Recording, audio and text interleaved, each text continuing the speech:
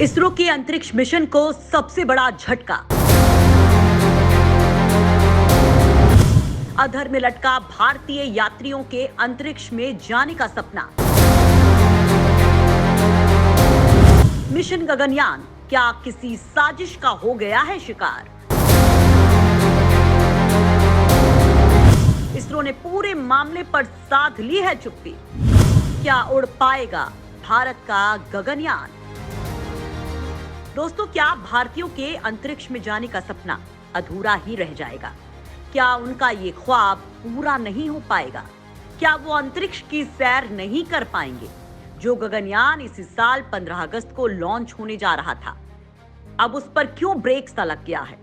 क्या भारत का गगनयान किसी बड़ी साजिश का शिकार हो गया है, जिस इसरो में जासूसी गैंग के सक्रिय होने की खबर से अभी देश जूझ ही रहा था कि गगनयान पर पूरे इसरो ने मुंह पर पट्टी बांध ली है। कोई खबर बाहर नहीं आ रही है।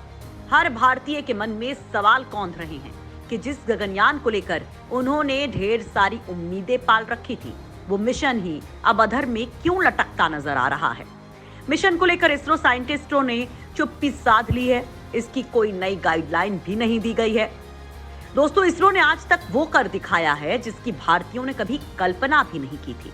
लिहाजा भारतीयों को लग रहा था कि इसरो का ये मिशन भी भारत का गौरव बढ़ाएगा, दुनिया में उसे एक अलग पहचान दिलवाएगा, अमेरिका और रूस के बाद भारत का कीर्तिमान स्थापित करवाएगा।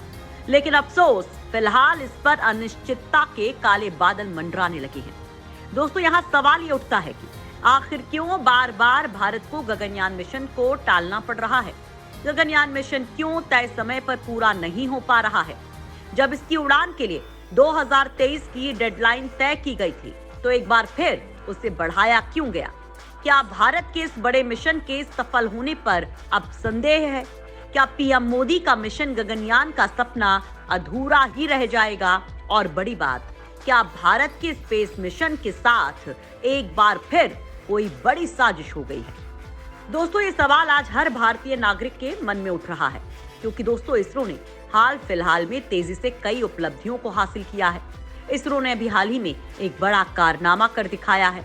भारत के वैज्ञानिकों ने एक साथ 9 सैटेलाइट लॉन्च किए हैं। इसरो ने तमिलनाडु के श्रीहरिकोटा के सतीश धवन अंतरिक्ष केंद्र से ओशियनसैट 3 और भूटान के एक उपग्रह समेत 8 लघु उपग्रहों यानी सैटेलाइट को PSLV C-54 से लॉन्च किया है, जिसमें भारत का सबसे ताकतवर समुद्री निगरानी उपग्रह ओशियनसैट 3 पर काम भी शुरू हो चुका है। धरती पर इसके सटीक आकलन की पूरी दुनिया दीवानी हो चुकी है। इससे पहले इसरो ने देश के स्टार्टअप स्काई रूट के बनाए पहले भारतीय निजी रॉकेट विक्रम को प्रक्षेपित किया। 6 मीटर लंबी प्रक्षेपण यान विक्रम एस का नाम अंतरिक्ष कार्यक्रम के जनक विक्रम साराभाई के नाम पर रखा गया है। दोस्तों, एक नई शुरुआत के प्रतीक के तौर पर इस मिशन को प्रारंभ नाम दिया गया। तो वहीं दोस्तों, इससे पहले 23 अक्टूबर को इसरो ने एक नया कीर्तिमान स्थापित किया था। उस दिन आधी रात को जब लोग सो रहे थे, तब 36 सैटेलाइट लेकर भारत का बाहुबली आसमान की ओर उड़ चला और एक नया इतिहास रच दिया। इसरो का सबसे भारी रॉकेट अपने पहले कॉमर्शियल मिशन में कामयाब रहा। भारत का सबसे भारी रॉकेट 43.5 मीटर लंबा geosynchronous satellite launch vehicle mark 3 GSLV MK3, जिसे अब LVM-3 के नाम से भी जाना जाता है, उसने कॉमर्शियल मार्केट में शानदार डेब्यू किया। अपने पहले कॉमर्शियल मिशन पर इसने वनवेब के 36 उपग्रहों को पृथ्वी की निचली कक्षा में स्थापित कराया था, जिसमें वो सफल हुआ। ये पहली बार था जब भारत के सबसे भारी रॉकेट कॉमर्शियल मिशन के लिए LVM-3 द्वारा उड़ान भरी गई। दोस्तों, पीएम मोदी ने इसरो के सफल प्रक्षेपण पर बधाई भी दी थी। दोस्तों, LVM-3 आत्मनिर्भरता का तगड़ा उदाहरण है और वैश्विक वाणिज्यिक लॉन्च सेवा बाजार में भारत की प्रतिस्पर्धात्मक बढ़त को बढ़ाता है। दोस्तों, इसरो के अध्यक्ष एस सोमनाथ के मुताबिक दुनिया में उपग्रहों को लॉन्च करने के लिए रॉकेट की भारी कमी है। ऐसे में भारत अपने LVM-3 रॉकेट के साथ वैश्विक वाणिज्यिक उपग्रह प्रक्षेपण बाजार में इस कमी को दूर कर सकता है। यानी दोस्तों, आने वाले टाइम में इसरो अंतरिक्ष में तगड़ा मार्केट बनाने की ओर बढ़ चुका है। लेकिन यहीं से भारतीयों के सवाल भी शुरू हो जाते हैं कि पहले चंद्रयान 3 और अब गगनयान पर क्या हो रहा है। ना आदित्य एल1 ना ही शुक्रयान का कोई समाचार है। आखिर ये क्यों हो रहा है? ये क्या हो रहा है?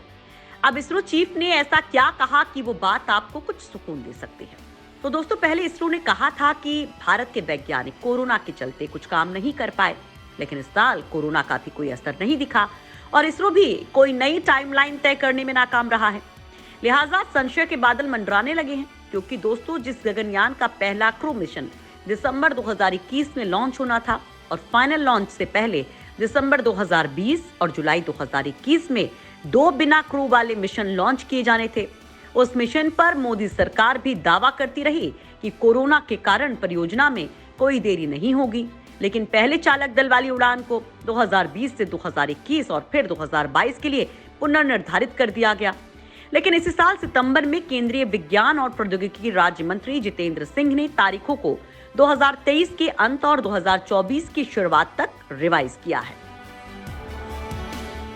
इस मामले पर इसरो ने अभी तक कोई जवाब नहीं दिया है। हालांकि कुछ दिनों पहले ही इसरो के मानव अंतरिक्ष उड़ान केंद्र के निदेशक आर उमा महेश्वरन ने कहा कि हमारे पास डिजाइन करने की क्षमता है, इसलिए हम ऐसा कर रहे हैं और इसमें कुछ समय लग रहा है। हमने सभी डिजाइन को पूरा कर लिया है और अब ये साबित करने का समय है कि जो कुछ भी डिजाइन किया गया है वो पर्याप्त रूप से सुरक्षित है या नहीं। उन्होंने बताया था कि 4 उम्मीदवारों को अंतरिक्ष उड़ान के लिए शॉर्टलिस्ट किया गया है, जिन्होंने अपना प्रारंभिक प्रशिक्षण पहले ही पूरा कर लिया है। शॉर्टलिस्ट किए गए अंतरिक्ष यात्री फिलहाल बेंगलुरु में अंतरिक्ष यात्री प्रशिक्षण सुविधा में आगे के प्रशिक्षण से गुजर रहे हैं। मतलब कि गगनयान को लेकर उम्मीद के बादल अभी भी कायम है। हालांकि एक बड़ा पहलू इसरो के प्रति दुनिया के देशों की साजिश का भी रहा है, क्योंकि भारत की अंतरिक्ष उड़ान से कभी अमेरिका तो कभी चीन को पेट में दर्द होने लगता है और इसरो का ये मिशन ज्यादातर रूस पर भी निर्भर करता है और वो इस वक्त यूक्रेन युद्ध में बिजी है। इतना ही नहीं, इस मिशन को लेकर अमेरिका कई मामले में हाथ पीछे खींचता रहा है। लिहाजा इस बार भी कुछ बड़ा गणित नहीं हुआ होगा, इसमें कोई संदेह नहीं है। हालांकि दोस्तों, हर बार की तरह हमारे देश के वैज्ञानिक अपने स्तर पर तकनीक डेवलप करके आगे बढ़ने की काबिलियत रखते हैं। लिहाजा उम्मीद कायम है और अब इसरो चीफ ने भी इस मामले में बड़ा ऐलान किया है। इसरो चीफ एस सोमनाथ ने कहा कि 2023 की जून या जुलाई में चंद्रयान 3 और 2024 में गगनयान की लॉन्चिंग की तैयारी हो चुकी है।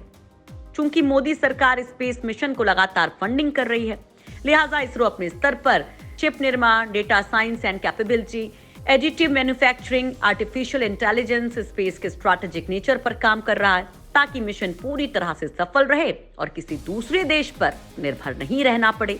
इसरो चीफ के मुताबिक 2023 की शुरुआत में गगनयान पर बड़ा अपडेट देखने को मिलेगा। पहले चरण में एबॉर्ट लॉन्च और दूसरे चरण में अनमैन लॉन्च किया जाएगा। इसकी सफलता के बाद 2024 में तीसरे चरण में गगनयान देश के पहले मैन फ्लाइट के तौर पर तैयार कर लिया जाएगा। इसरो ने गगनयान के लिए integrated man parachute air drop का कामयाब परीक्षण कर लिया है, जो लैंडिंग से पहले गगनयान क्रू मॉड्यूल की रफ्तार को एक सुरक्षित स्तर तक कम करने में मदद देगा। वहीं दोस्तों, इसरो चीफ ने कहा कि चंद्रयान 3 पूरी तरह से तैयार है। इसकी सैटेलाइट का काम पूरा कर लिया गया है। इसे लॉन्च करने से पहले कई तकनीकी संभावनाओं पर ध्यान दिया जा रहा है, जिससे श्रेष्ठ परिणाम मिल सके। हालांकि इस वक्त भारत की रक्षा जरूरतों को देखते हुए इसरो सेना के लिए ताबड़तोड़ सैटेलाइट लॉन्च कर रहा है। गगनयान कार्यक्रम के जरिए भारत ने अंतरिक्ष में मानव की उड़ान को साकार करने का एक ख्वाब देखा है। इसे पूरा करने के लिए अब भारतीय अंतरिक्ष अनुसंधान संगठन यानी कि इसरो ने अपनी कोशिशों को अमली जामा पहनाना भी शुरू कर दिया है। इन्हीं कोशिशों का नतीजा है कि देश अंतरिक्ष में दुनिया को अपनी स्वदेशी ताकत का सबूत देने में कामयाब हो रहा है।